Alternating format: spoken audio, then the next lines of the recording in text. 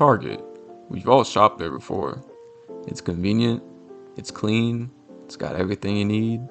As a kid, I remember shopping there with my mom after school, eating at the Pizza Hut cafe, and then checking out the toy section to find the newest NASCAR diecasts. And then on the weekends, when I would lay on the couch to watch some racing, I'd always see the Target car. In IndyCar, they won a lot. In NASCAR, not so much. But today, we're going to look at Target's history in American auto racing, the highs, the lows, and everything in between. But first, let's talk about how Target got started.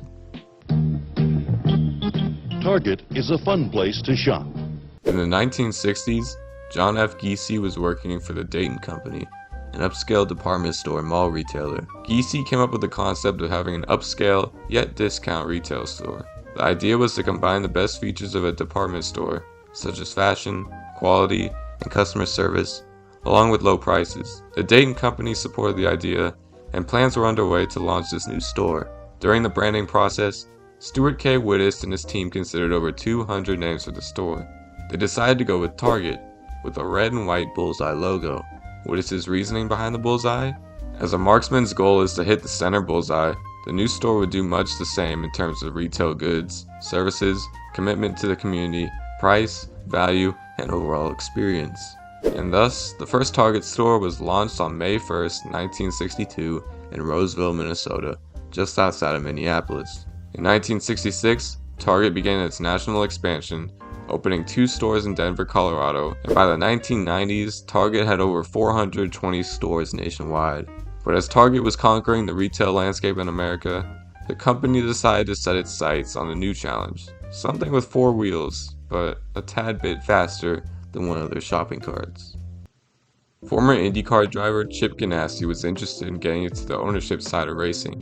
In 1989, Ganassi teamed up with Pat Patrick to become a co-owner of Patrick Racing's number 20 car, driven by Emerson Fittipaldi with sponsorship from Marlboro. There were a couple issues that came up at first. Patrick was planning on retiring at the end of the 1989 season, and Penske Racing was pursuing Fittipaldi, so Patrick came up with a deal that would be a win-win for everyone involved. Patrick would hand Fittipaldi along with the Marlboro sponsorship to Penske for 1990 in exchange for Penske's PC-18 chassis to use for the 1989 season. Chip Ganassi would receive the remaining assets from Patrick Racing, including the PC-18 chassis and the lease to Ilmore Chevrolet engines. Fittipaldi would go on to win the 1989 Indy 500 and the 1989 Kart Championship. The keys were then handed to Ganassi, renaming the team to Target Chip Ganassi Racing, with Target dipping into Motorsports to become the primary sponsor of Ganassi's race team. Chip Ganassi had his team, and he had a sponsor. Now, all he needed was a driver. Ganassi tapped Eddie Cheever to drive the number 9 Chevrolet. Cheever was a former Formula 1 driver who saw little success. The livery would feature a white base, with the Target logo basically blended into the car. The cockpit would be the location of the bullseye. In his debut season with the team, Cheever would score just 2 podiums, which were 2 third-place finishes at Detroit and Toronto, and a 9th-place finish in the standings. In 1991, the Target team would change the livery, switching to an all-white base, with black painted on the side pods and the rear wing, featuring new sponsor Scotch Tape.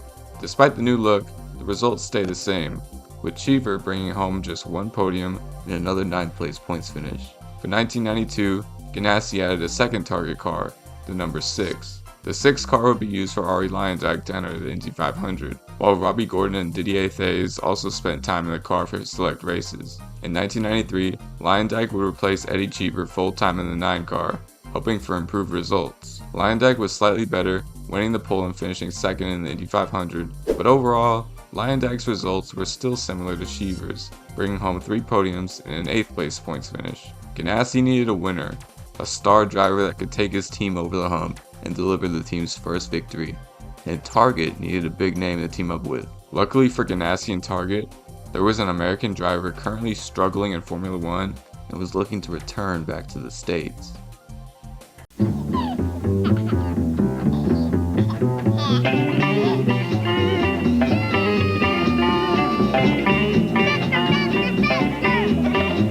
When Michael Andretti was a little boy, he loved to go fast. He still does. That's why he's the winningest IndyCar driver in the 90s, and why he's driving the new Target Scotch IndyCar this year. Watch for him, but don't blink. Michael Andretti was an instant success. In the first race of the 1994 season at Surfers Paradise in Australia, Andretti would win the race and gave Target Chip Ganassi Racing their first ever victory in kart. He would win again at Toronto and was a championship threat for much of the year. However, crashes and reliability issues would plague Andretti and the Target team, ruling them out of a possible championship. Andretti would leave Ganassi in the offseason to join Newman Haas Racing. In 1995, Ganassi would field a new driver lineup. Brian Herta would drive the 4 car with Scotch as an associate sponsor, and Jimmy Vassar would drive the 12 car with STP on the side. The lineup didn't find much success either, as Herta had an abysmal season, and Vassar, while not terrible, was pretty quiet. But in 1996, a bombshell dropped that would change the entire open-wheel racing landscape in the United States forever. With the IndyCar world now divided, Chip Ganassi had a decision to make. Would he join the Indy Racing League, the new racing series with the rights to the Indy 500 but less star power?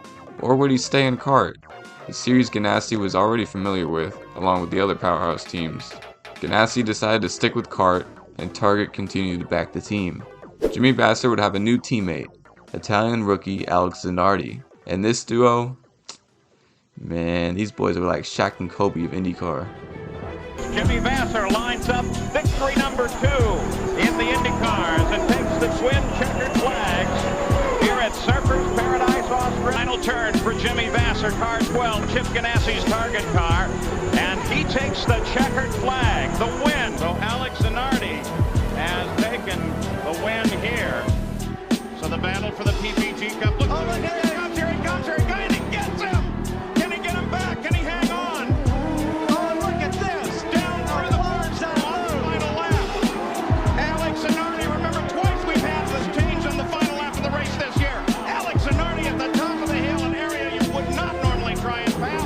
Ducks the inside of Brian Herta, goes all the way off the course on the right-hand side, and Alex Zanardi, with a brilliant move, takes the checkered flag from the pole and the win here at Laguna Seca. Ganassi won 7 races in 1996, with Zanardi winning 3 and Vassar winning 4 races. And to top off a historic year, Jimmy Vassar brought Target Chip Ganassi Racing their first kart championship. The two drivers were even featured in Target commercials and branding. Zanardi had a lot of momentum entering 1997, with his 3 wins coming in the second half of the season. Zanardi would quickly become the #1 driver at Ganassi, winning 5 races and delivering Ganassi their second straight championship. In 1998, Ganassi would win 10 races between their 2 stars. Zanardi and Vassar finished 1-2 in the standings, and it was now clear that Target Chip Ganassi Racing was a racing dynasty. But at some point, all dynasties end. The Chicago Bulls ended their dynasty after they won the championship in 1998. Alex Zanardi would move on to join Williams in Formula 1. But Ganassi wasn't going to let his best driver walk away with nothing in return. So a deal was proposed. There was a young Colombian prospect named Juan Pablo Montoya, currently in the Williams pipeline. Montoya won the Formula 3000 championship in '98, but wasn't quite ready for Formula 1 yet. So Frank Williams agreed to send Montoya to Ganassi in exchange for Zanardi, and boy did this deal work out. Oh, this kid is good. So very, very good.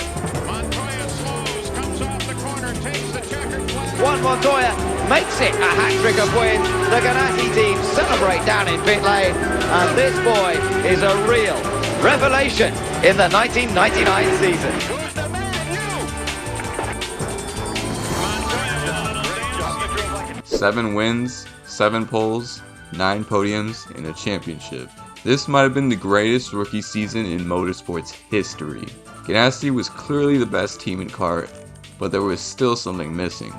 The biggest prize of them all, the Indianapolis 500. Ever since the split in 1996, kart teams all agreed to boycott the Indy 500, as it was controlled by the IRL. But in 2000, Target Chip Ganassi Racing became the first team to join the dark side and enter the Indy 500.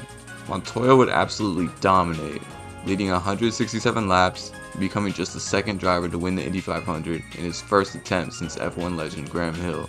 Montoya also became the first Colombian to ever win the race. And after 10 years in the making, Chip Ganassi and Target were finally Indy 500 winners. Around the same time, Chip Ganassi was trying to get into stock car racing. NASCAR was absolutely booming in popularity in the late 90s and early 2000s. It was now established as the #1 motorsport in America, in part thanks to the open wheel split. In 2001, Ganassi purchased an 80% stake in Team Sapco, which was currently owned by Felix Sabates. The new team would be called Chip Ganassi Racing with Felix Sabates. Dodge also returned to NASCAR in 2001, so Ganassi partnered with them. The team would run 2 cars that year. Jason Leffler drove the 01 car sponsored by Singular Wireless, and Sterling Marlin drove the number 40 with sponsorship from Coors Light. Jason Leffler, God rest his soul, was absolutely atrocious in 2001. That entire 01 team was so bad that Singular left to join RCR, and Ganassi decided to rebrand the entire car. The 01 became the 41, and Target became the primary sponsor of the team, with veteran Jimmy Spencer behind the wheel for the 2002 season. The car would feature red on the sides with a white roof and hood. When discussing the new partnership, John Remington, Target's VP of Marketing and Communications at the time, said Target and Chip Ganassi Racing have enjoyed a very successful partnership over the years. We were excited when Chip presented us with the opportunity to expand our motorsports program and add value to our brand by joining a sport with so many loyal fans. Chip runs a first-rate team, and we're confident our NASCAR partnership will produce success both on and off the track. So yeah, about the on-track success, Target really didn't see much on-track success at first, like at all. Jimmy Spencer failed to qualify for the Daytona 500, leaving Target out of the biggest race of the year in its debut season. And after the first 5 races, Spencer was 35th in points. But then, at Bristol, something strange happened. Jimmy Spencer was battling for the lead with Kurt Busch. A win here would get the 41 team back on track and would allow Target to establish themselves in NASCAR. Gotta let him go. Gotta fall in behind him. Try to pass him back down here somewhere. Clear. Come back under him sometime, but just let him go right now. Whoa, he hit him. Go. Busch got under him and muscled Jimmy Spencer. You don't see that often. Spence is hanging on for dear life. Get it up, you're right. Here it is again. Like I said, get back up under him, and there he goes. Many guys will save a car like that. A bumper for a bumper. Jimmy Spencer would go on to finish second, and a new rivalry was born between the two unlikely characters. Cars, get to turn 3. He just booted him out of the way. Wow, we're here and it's a red car. Jimmy Spencer?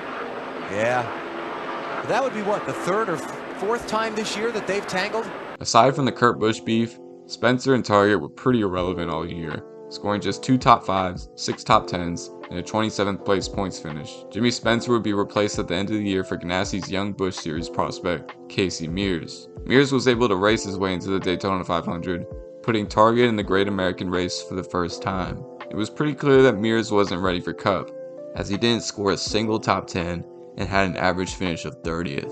With a new look Target car for 2004, Mears showed some improvement, getting a top 5 at Watkins Glen, 9 top 10s, and even 2 poles. 2005 was more of the same, with 3 top 5s and finishing 22nd in the standings. For 2006, Chip Ganassi Racing had an all-new driver lineup in the Cup Series. David Stremme replaced Sterling Marlin in the 40, Jimmy McMurray left the 42 to join Roush Racing, so Ganassi decided to move Mears over to the 42 car with sponsorship from Texaco. The 41 car would now be driven by 20-year-old Reed Sorensen.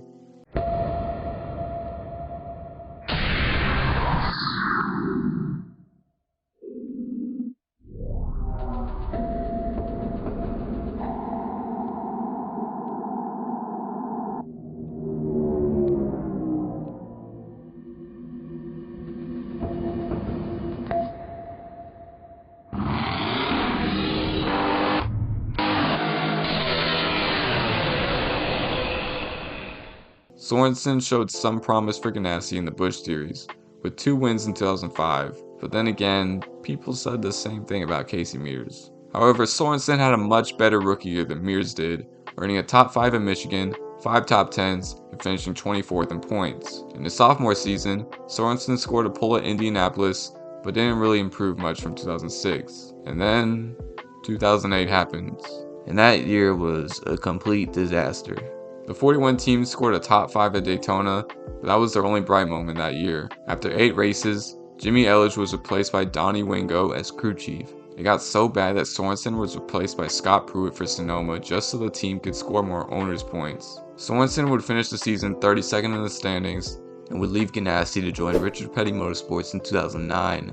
Ganassi as a whole was really struggling around this time, not just the 41 team. The David Stremme experiment was a disaster, so Ganassi replaced him with Dario Franchitti, and that move was so bad that the 40 team ran out of funding and had to shut down mid-season. Juan Pablo Montoya, yes, the same Juan Pablo Montoya from earlier, moved over to NASCAR and got a win for Ganassi in Sonoma in 2007. However, Montoya took a step back in 2008 and Texaco left the team. Things were looking pretty bleak for Chip Ganassi Racing and Target on the NASCAR side, but things weren't too much better over in IndyCar either. Target had a new look for their car, with a red base with white on top, featuring Target associate sponsors. In 2002, Ganassi did something interesting. They ran both the kart season and the Indy Racing League season. This wasn't very beneficial though, as the team never made a championship push in either series. There was a bright spot for the team though. A rising star from New Zealand named Scott Dixon rose to prominence for the team. In 2003, Ganassi would officially switch to the IRL. Dixon would follow Ganassi to the IRL along with Thomas Scheckter. Dixon was an absolute beast. 3 wins, 4 poles, 8 podiums, and a championship for the young Kiwi. Surely Dixon would be able to build off a championship season and establish himself as one of the best IndyCar drivers in 2004, right? Oh, you're telling me he only led a total of 3 laps the entire season and would only score 1 podium all year long? That's tough! His teammate Darren Manning didn't do anything either. In 2005, Manning would be dropped from the team mid-season, with Jacques Lazier and Giorgio Pantano taking turns in the 10 car. Dixon would return to victory lane at Watkins Glen, but would still struggle, finishing 13th in the standings. 2006 would see Ganassi return to winning ways. Dan Weldon would drive the 10 car, winning 2 races, with Dixon winning twice as well. 2007 was even better for the Target duo. Weldon won 2 races again, but Scott Dixon returned to being a title contender. Going into the final race at Chicagoland, Dixon trailed Dario Franchitti by just 3 points. It was a must-win scenario for both drivers, and he came down to the last lap. To the white flag. 1 lap to go, this time by. The championship at stake. Who's going to get it? Will it be Scott Dixon from New Zealand or this year's Indy 500 winner, Dario Franchitti from Scotland? Down the backstretch for the final time. Dixon in control. Into 3. If Dario has anything, he's going up, and Dixon's out of fuel. Dixon is out of fuel. Dario Franchitti's going to win the race and the championship. Just a slight miscalculation on fuel cost Scott Dixon his 2nd IndyCar championship, but the next year, Dixon would come with a vengeance. In fact, this was the best season of his entire career. 6 wins, 6 poles, 12 podiums, and a championship, and his first Indy 500 win. A dream season for any IndyCar driver, and maybe the best season ever. Target Chip Ganassi Racing would only get stronger for 2009, adding Dario Franchitti after his failed NASCAR stint. It was complete domination between the 2 Ganassi stars. The 2 drivers won 10 races, with Franchitti beating Dixon in another close title battle in the final race at Homestead. Franchitti followed up his 2009 championship with another title in 2010, beating Team Penske's Will Power by 5 points. Oh yeah, and he won the Indy 500 too. And in 2011, Franchitti would do the unthinkable, a 3-peat. Under normal circumstances, such a feat would have a big celebration surrounding it. Unfortunately, things didn't end that way. We have lost Dan Weldon today here at Las Vegas Motor Speedway. In the 2012 IndyCar season, Ganassi lost a bit of their dominance, as the team only won 3 races that year. Dario Franchitti did win the Indy 500 though, adding another 500 victory for Target. 2013 was another slow start for the team, as they were winless until race 11 at Pocono. And then Scott Dixon went on this crazy hot streak out of nowhere, winning 3 in a row in 4 of the last 9 races. This was enough for Dixon to clinch the championship over Helio Castroneves at Fontana. Franchitti was a shell of himself in 2013, going winless for the first time since joining Ganassi. Things went from bad to worse, as on the final lap in the season's penultimate finale at Houston, Franchitti was sent flying into the catch fence. He would suffer a concussion, a fractured ankle, and 2 spinal fractures. The severity of the injuries led Franchitti to retire from racing altogether, a sad way to end the greatest duo in IndyCar history. 4 championships between Dixon and Franchitti, 29 wins, but the show must go on. So, leaving off at NASCAR, Ganassi are in complete shambles and the 40 team just shut down. Reed Sorensen would leave at the end of 2008, causing the 41 team to shut down as well. But Ganassi weren't the only team struggling to stay afloat. Dale Earnhardt Incorporated was really struggling after Dale Jr. left to go to Hendrick Motorsports. So Chip Ganassi and Teresa Earnhardt teamed up to merge their teams into Earnhardt Ganassi Racing. Well, Teresa wasn't really involved, she just put her name on the logo. How often did you interact with Teresa? I'll tell you. I've talked to you guys more in the last 15 minutes than I've talked to her the entire time. The one car, driven by Martin Truex Jr., was the only DEI team that survived the merger. Truex's sponsorship of Bass Pro Shops remained with the team. Juan Pablo Montoya would remain with the team in the 42 car, this time with Target as a sponsor. Target originally wanted to stay with the 41 team, and it makes sense because they've been synonymous with the 41 in NASCAR since 2002, and consistency helps with branding. But Montoya didn't have a full budget for 2009, and since the two had a previous history, it made sense for Montoya and Target to reunite. 2009 would actually be a pretty good year for Montoya. He didn't win, but he earned 7 top 5s, 18 top 10s, 2 poles, and qualified for the chase for the Sprint Cup for the first time in his NASCAR career. By race 30 at Fontana, Montoya was 3rd in points with a legit shot at winning the championship. However, he had 3 finishes outside the top 30 at Charlotte, Texas, and Homestead, ultimately costing him any championship hopes. But still, an 8th place finish in the standings in just his 3rd full-time season in NASCAR is nothing to scoff at. There's a reason some people regard Montoya as one of the greatest race car drivers of all time. The momentum didn't last long though, as Montoya would struggle in 2010. Part of the reasons for his struggles was his own crew chief, Brian Patty. Patty took over as Montoya's crew chief midway through 2008, but by this point in time, the two just didn't really like each other. Montoya had a legit shot to win the Brickyard 400, but late in the race, Patty called for a 4-tire pit stop instead of a 2-tire stop. With Montoya starting further in the back, he knew he had to drive aggressively if he wanted a shot at the win. He drove a little too hard, and ended up hitting the wall, ending his day. To make things worse, his new teammate Jimmy McMurray would go on to win the race after taking 2 tires on the last pit stop. In the next race at Pocono, Montoya was running 2nd towards the end of the race. Brian Patty called for a 4-tire stop again, but Montoya wanted just 2 tires. The miscommunication between the two led to Montoya restarting further back and a very heated radio conversation. You said we were coming in. There's 13 laps on the left tire, so I thought we were doing 2 tires. It's 4, we were on pit road. And with how shitty we were being in pit stops, did it make sense to take 4 tires? No, it didn't. Screw you. They do a shitty job, you're gonna blame it on me? Well, screw you. Everybody calm down, we got 30 laps of racing left. No, calm down my ass. Fuck you. You know, this is bullshit. It's always the same crap. Tensions were high between Montoya and Patty, but they would cool down the next week at Watkins Glen. Montoya dominated the race, leading 74 out of 90 laps. No bad pit stops, no miscommunications, just perfect execution. Montoya would win the race, giving Target their first ever victory in NASCAR. It took 9 seasons, but Target had finally reached victory lane. Unfortunately for Montoya, this was his last shining moment in NASCAR. 2011 was a down year for the team, only having 2 top 5s and 8 top 10s. And then to start the 2012 season on a Monday night, rain-delayed edition of the Daytona 500, the unthinkable happened. And now, under caution, Juan Pablo Montoya has crashed and gone aflame. Holy cow, what happened?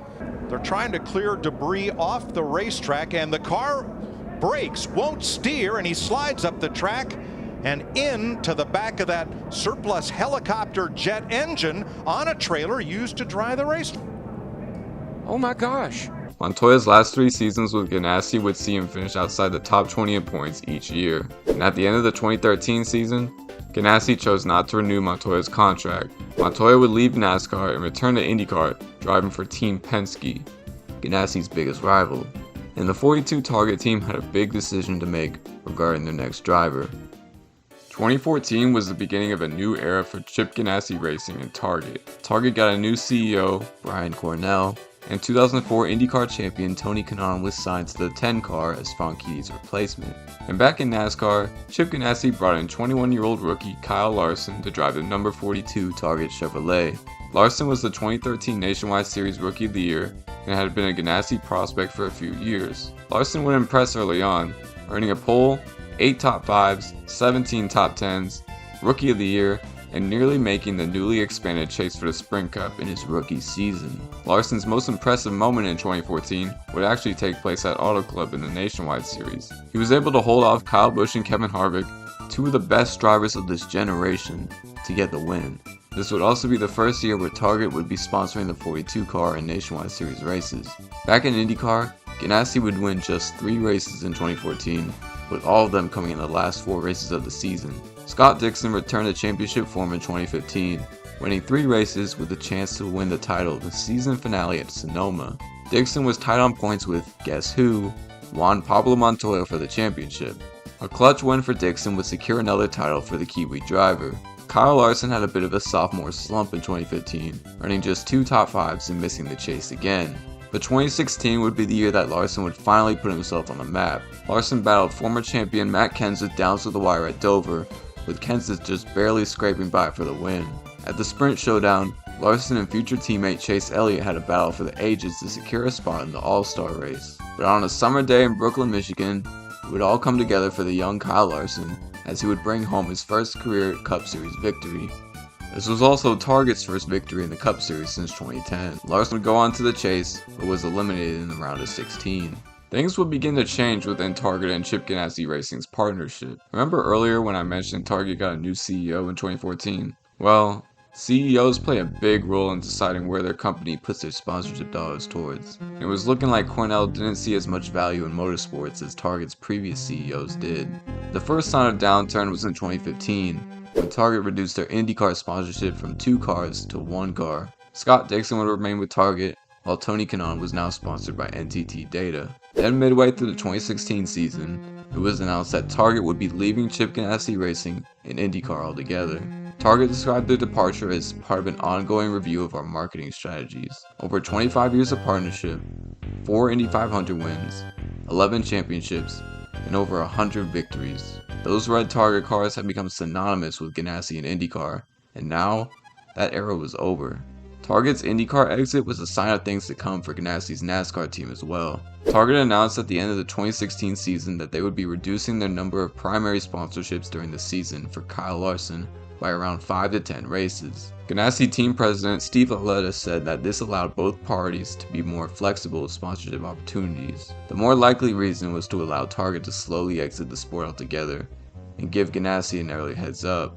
Kyle Larson had a breakout year in 2017, winning 4 races, 15 top 5s, 20 top 10s, 3 poles, and a round of 8 appearances in the playoffs. According to Sport24, Target had the most valuable sponsorship in NASCAR thanks to Kyle Larson's success, with sponsorship valued at over $111 million.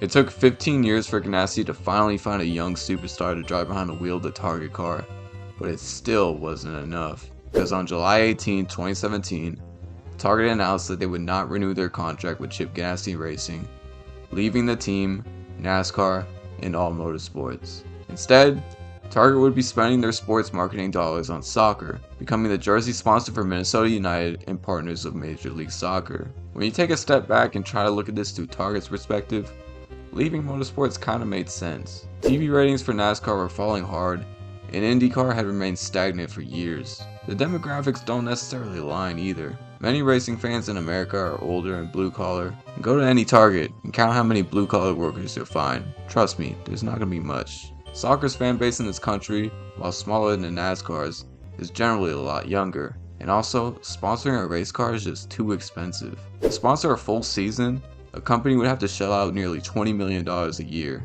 MLS jersey sponsorships cost around $5 million.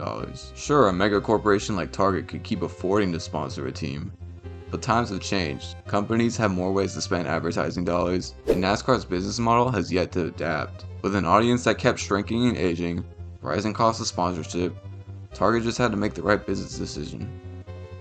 Despite the sad outcome, Target's legacy with Chip Ganassi Racing and motorsports will always be rich. In IndyCar, are one of the most iconic brands in sports history, associated with so many great moments and drivers. In NASCAR, Target is more so associated with mediocrity and dysfunction. But no matter what, I'll always have fond memories of those red race cars with the bullseyes on top.